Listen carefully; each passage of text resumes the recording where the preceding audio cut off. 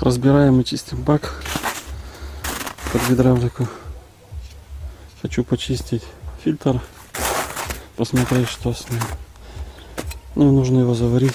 Лопнул в 2 местах.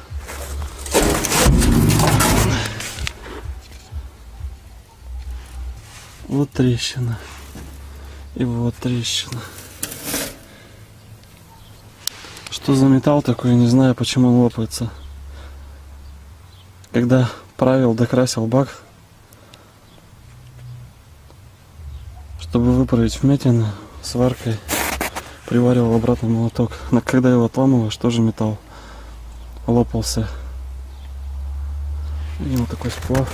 Что, будем снимать фильтр, заварим бак, выправим вмятинки и будем красить. Ну вот, заварили бак. Помыл его хорошенько. Там на дне была немножко грязь. Помыл крышки коленвалов, крышки шатунов.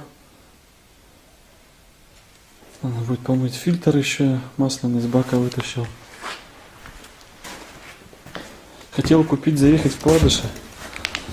Оказывается, их 3 вида бывает. То есть первый вид Кладыш вот такой. То есть у него он влитой идет вот с этими бортиками. Второй вид Кладыша. Сейчас покажу.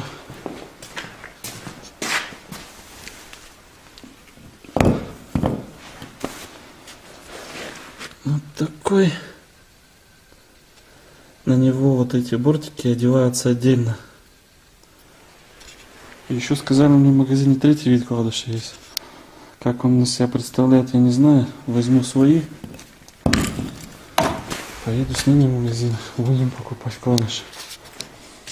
В принципе, осталось только их взять. Шатуны в Кладыше хорошие. Но мне вал расточили под 2-й размер. N2, либо H2, как правильно называть. Надо будет еще промыть валы. Не успел сейчас промыть. Промою попозже. Вал. То есть выкрутить заглушки, прошарошить все соляркой, промыть, продуть. Чтобы не было нигде стружки. Масляные каналы были свободны. И будем собирать двигатель. Уже все тает на улице. Трактор к сезону надо готовить.